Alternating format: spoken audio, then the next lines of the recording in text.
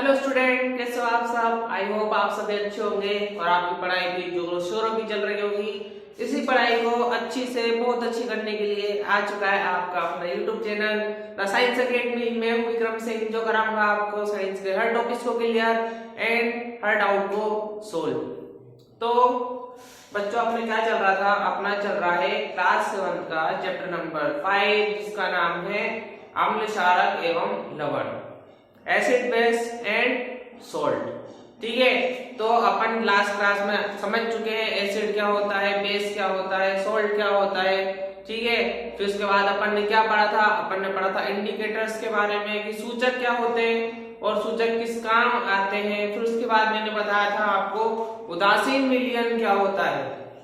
ठीक है, मैंने क्या बताया था, उदासीन विलयन क्या होता है और इंडिकेटर्स क्या होते हैं। तो मैं आशा करता हूँ आपको समझ में आ रहा होगा। कोई बड़े टॉपिक्स नहीं है, छोटे छोटे टॉपिक्स हैं, क्योंकि क्या है कि 7वीं क्लास की साइंस जो है वो नॉर्मल आती है बिल्कुल, क्योंकि 6ठी क्लास से साइंस पढ़ना बच्चे शुरू करते हैं और वो 7वीं क्लास में उसका बेस शुरू होता है। ठीक है, तो क्या पढ़ा था अपन ने पढ़ा था उदासीन विलयन के बारे में कि जब भी अपन क्या करते हैं, एसिड बेस का कोई भी अगर अपन एक्सपेरिमेंट करते हैं या फिर अपन उसका पता लगाते हैं, तो क्या होता है कि ऐसा विलयन जो क्या करे, कोई एक्शन शो ही ना करे, उसे क्या कहते हैं, उदासीन विलयन। क्या कहते हैं, उदासीन विलयन कहते हैं। कि उदासीन का मतलब क्या होता है कि जो कोई एक्शन शो ना करे। कोई व्यक्ति है और कोई व्यक्ति क्या कर रहा है, बिल्कुल सुन्न रहता है, ना बोलता है, ना कोई एक्शन करता है, ना कोई रिएक्शन देता है, कुछ भी नहीं करता, तो वो क्या है, बिल्कुल उदासीन है। ठीक है, जिस तरह गाड़ी न्यूट्रल पे चलती ही नहीं है, कोई एक्शन शो ही नहीं करती, तो वो क्या है, वो उदासीन है। ठीक है, तो अपन ने ये सब पढ़ लिया है। आज जो अपना टॉपिक होने वाला है बहुत ही इंटरेस्टिंग होने वाला है। तो आप क्या करो, सबसे पहले चैनल को सब्सक्राइब कर लो, क्योंकि आपके लिए क्लासेस कंटिन्यू आती रहेगी और आपके लिए बहुत बेनिफिशियल रहेगी। मैंने जितने भी चैनल सर्च करे हैं, मैंने जितने भी देखे हैं, उस पे क्या है, उस पे कंटिन्यू कोई नहीं रह पाता, सब अपनी प्लेलिस्ट बना देते हैं और फिर गायब हो जाते हैं। मैं आपके लिए कुछ नया लेके आया हूँ, कुछ नया सीखेंगे और कुछ नया भी पढ़ेंगे। तो इसलिए क्या करना है, चैनल सब्सक्राइब कर लो और शेयर कर दो सब जगह पे, और मेरे साथ डालो आज की पहली हेडिंग जो है अपने उदासीनीकरण। क्या है, उदासीनीकरण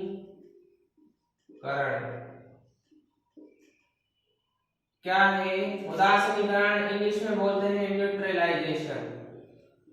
क्या बोल रहे हैं इंग्लिश में, न्यूट्रलाइजेशन। ठीक है, क्या लिखा है मैंने लिखा है उदासीनीकरण, इंग्लिश में न्यूट्रलाइजेशन। ठीक, उदासीन विलयन क्या होता है, न्यूट्रल सॉल्यूशन। ये क्या है, उदासीनीकरण। ठीक, क्या है, उदासीनीकरण। कि जब क्या होता है कि कोई अगर विलयन उदासीन है, तो आपको पता है कि वो कोई एक्शन शो नहीं करेगा। ठीक है, उदासीनीकरण क्या होता है, न्यूट्रलाइजेशन अभिक्रिया क्या होती है कि जब भी हम क्या करते हैं, एसिड और बेस की आपस में रिएक्शन कराते हैं, तो वो कैसा हो जाता है, वो हो जाता है उदासीन। और वो प्रोडक्ट के रूप में क्या प्रोड्यूस करता है, वो प्रोड्यूस करता है लवण या सोल्ट। और वो एक साथ ही साथ क्या प्रोड्यूस करता है, वो प्रोड्यूस करता है हीट और वाटर। ठीक है, एक बार फिर से दोहरा देता हूं, उदासीनीकरण रिएक्शन या न्यूट्रलाइजेशन रिएक्शन में क्या होता है कि जब कोई एसिड और बेस की आपस में रिएक्शन कराई जाती है, तो प्रोडक्ट के फॉर्म में क्या बनता है, प्रोडक्ट के फॉर्म में बनता है लवण, जिसे अपन इंग्लिश में कहते हैं सॉल्ट, साथ ही साथ बनता है वाटर, जिसे कहते हैं अपन जल, और क्या प्रोड्यूस करता है, हीट, जिसे अपन हिंदी में कहते हैं उष्मा। ठीक है, ये अभिक्रिया कहलाती है न्यूट्रलाइजेशन या फिर उदासीनीकरण। ठीक, तो मेरे साथ लिखो आप,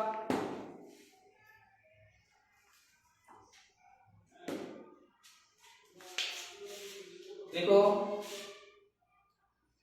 किसी अम्ल और क्षारक, किसी अम्ल और क्षारक के बीच होने वाली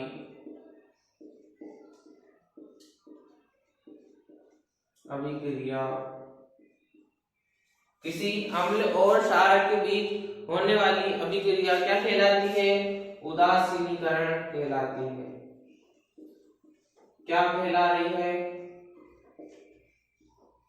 उदासीनीकरण कहलाती है। क्या लिखा था अपन ने? जब मैंने क्या बोला था कि जब जब किसी अम्ल और क्षारक की अभिक्रिया होगी तो क्या कहलाएगी? उदासीनीकरण। स्टार्टिंग में जब अपन ने चैप्टर शुरू करा था तो अपन ने क्या पढ़ा था? अपन ने पढ़ा था लवण के बारे में कि लवण क्या होता है। तो मैंने उस टाइम बताया था ना, मैंने उस टाइम क्या बोला था? मैंने उस टाइम ये बताया था कि जब जब एसिड और बेस की रिएक्शन होगी तो क्या सॉल्ट प्रोड्यूस होगा। ठीक है, जब जब अम्ल और क्षारक की रिएक्शन कराएंगे तो किसका निर्माण होगा? लवण का निर्माण होगा। ये मैंने बताया था ना। वही चीज वापस रिपीट हो गई कि एसिड और बेस की रिएक्शन करा रहे हैं तो क्या प्रोड्यूस हो रहा है? लवण प्रोड्यूस हो रहा है। तो लिखो मेरे साथ, लिखो इस अभिक्रिया में, इस अभिक्रिया में ऊष्मा निर्मुक्त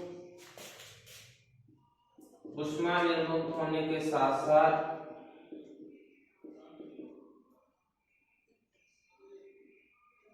लवण तथा जल भी बनते हैं। क्या हो रहा है? किसी अम्ल और क्षारक के बीच होने वाली अभिक्रिया क्या कहला रही है? उदासीनीकरण। एक चीज आपको मैं बता देता हूं आज कि जब जब किसी भी, ये मैं अम्ल क्षारक की बात नहीं कर रहा, किसी भी दो कंपाउंड के बीच रिएक्शन होती है तो तीसरा प्रोड्यूस होता है। वो तीसरा कंपाउंड कोई भी हो सकता है। ठीक है, जब जब दो कंपाउंड की रिएक्शन होगी तो तीसरा जो प्रोड्यूस होगा वो होना निश्चित है। ठीक है, होना निश्चित है। ठीक, तो वो क्या कहला रहा है? वो अपना कहला रहा है लवण। क्या कहला रहा है? वो अपने कहला रहा है लवण। ये है वो तीसरा। क्या है? वो तीसरा। पहला और दूसरा कौन है? इनके बीच क्या कराई थी? रिएक्शन। बना क्या? मोस्टली सबसे ज्यादा बनता है वो यही बनता है लवण। ठीक है, साथ में क्या बना रहा है? साथ में आपके बना रहा है ये जल। ठीक है, और ऊष्मा निर्मुक्त हो जाती है। ठीक, तो मैं आपके सामने लिख रहा हूं एक रिएक्शन। ठीक है, क्या लिख रहा हूं? एक रिएक्शन लिख रहा हूं जो अपन ने पहले भी लिखी है। ठीक है, तो उदाहरण के तौर पे आप लिखो रिएक्शन कि मैं क्या कर रहा हूं? एसिड और बेस की रिएक्शन कर रहा हूं। क्या कर रहा हूं? एसिड और बेस की रिएक्शन कर रहा हूं। ठीक है, अब मैंने रिएक्शन कराई तो क्या होता है? रिएक्शन में ये जो तत्व होता है, एलिमेंट होता है, ये इसके साथ ज्वाइन कर लेता है।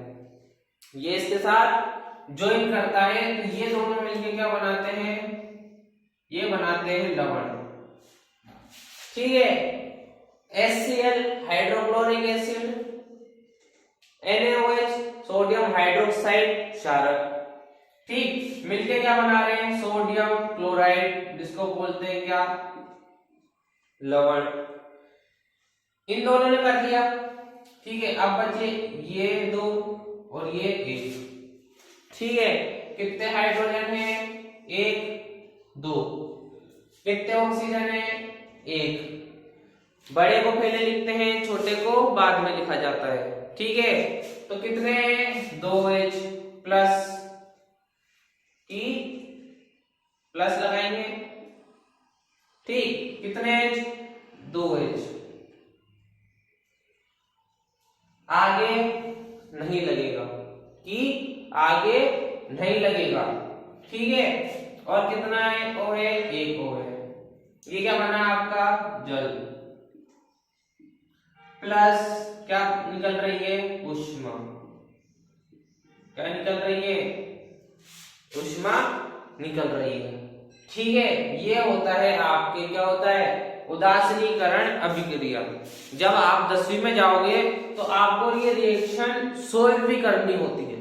क्या करनी होती है? ये रिएक्शन सोल्व भी करनी होती है। कहने का मतलब ये है कि जो यहाँ पे 2 लगा रखा है, ठीक है, यहाँ 2 लगा रखा है ना, तो यहाँ भी 2 लगाना पड़ेगा ना, नहीं लगाना पड़ेगा? ये 2H होंगे तभी तो ये 2H होंगे।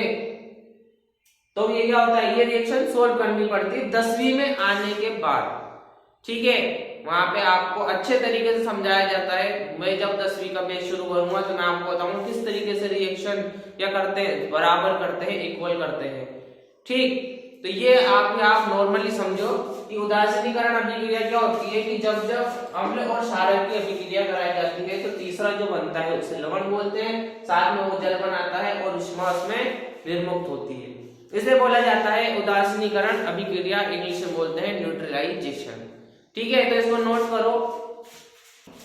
अब जो आता है, आपको उदासीनीकरण समझ में आया होगा कि अम्ल और क्षारक की अभिक्रिया के बाद क्या होता है, उदासीनीकरण प्रोड्यूस होती है। ठीक है, या उदासीनीकरण अभिक्रिया होती है। ठीक, अब क्या है कि ये उदासीनीकरण, ठीक है, ये उदासीनीकरण कहाँ पे आपके काम आएगी कि बोलने में आएगा कि उदासीनीकरण जो अभिक्रिया है इसका यूज क्या है, क्यों पढ़ाया जा रहा है। ठीक है, हमें क्यों पढ़ना पड़ रहा है न्यूट्रलाइजेशन, या हमें क्यों पढ़ना पड़ रहा है उदासीनीकरण, क्या काम है इसका? आपके अम्ल पढ़ा है, क्षारक पढ़ा है, तो इसका डेली लाइफ में कुछ ना कुछ काम होगा ना, कि आपके अम्ल, ठीक है, आपके नींबू में क्या पाया जा रहा है, एसिड पाया जा रहा है। ठीक है, आपके अचार में एसिड पाया जा रहा है। आप जो सुबह ब्रश करते हो तो वो जो कोलगेट यूज करते हो उसमें क्षार पाया जाता है। आप जो कपड़े धोते हो, जो साबुन यूज करते हो उसमें क्षार पाया जा रहा है। तो अम्ल क्षार का क्या है, हमारे डेली लाइफ में क्या है, यूजेस है। तो उदासीनीकरण का भी होगा कि उदासीनीकरण का भी क्या होगा, यूज होगा। तो क्वेश्चन आता है आपके एग्जाम में कि दैनिक जीवन में उदासीनीकरण का क्या उपयोग है, क्या उसका प्रयोग होता है, तो हम वही पढ़ेंगे। ठीक है, तो पहले मेरे साथ डालो हेडिंग, डालो दैनिक जीवन में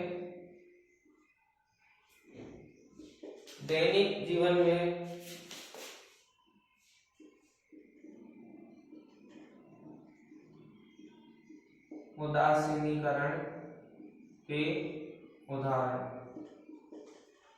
ठीक है, दैनिक जीवन में उदासीनीकरण के उदाहरण, कि उदासीनीकरण के कौन कौन से उदाहरण हैं। ठीक है, क्या है, कौन कौन से उदाहरण है। सबसे पहला जो आता है आपके, वो आता है अपाचन की स्थिति। क्या है, अपाचन। क्या है, अपाचन। इंग्लिश में बोलते हैं क्या, एसिडिटी। जब हमारा अपाचन का मतलब क्या होता है, जब हमारा भोजन पचे नहीं, जब हमारा भोजन पचे नहीं, वो क्या कहलाता है, अपाचन। ठीक है, अब क्या हो रहा है कि अपनी बॉडी में क्या पाया जाता है, अपनी बॉडी में एसिड पाया जाता है, अपनी बॉडी में एसिड पाया जाता है। आप जिंदा एसिड लेके घूम रहे हो, ठीक है, क्या आप जिंदा एसिड लेके घूम रहे हो अपने शरीर में, एसिड गर्म होता है। जो HCl होता है उसका क्या काम होता है, उसका काम होता है भोजन को पचाने का। कि HCl होता है उसका काम क्या है, भोजन को पचाने का काम होता है HCl का। अब क्या हो रहा है कि अपन ने, मानो कि अपन ने खा लिया कुछ उल्टा सीधा खा लिया, अपन ने कोई ऐसी चीज खा ली जो क्या है हमारी बॉडी में पच नहीं रही, HCl की इतनी कैपेसिटी नहीं है कि उसको पचा दे। ठीक है, उसको पचा दे। तो होता क्या है कि जब हमारा एसिडिटी होती है तो क्या होता है कि HCl क्या करता है, उस पर अपना एक्शन शो करता है। सॉरी, क्या करता है, HCl अपना एक्शन शो करता है, लेकिन क्या होता है फिर भी भोजन नहीं पचता। फिर हम क्या करते हैं, हम इनो ले आते हैं।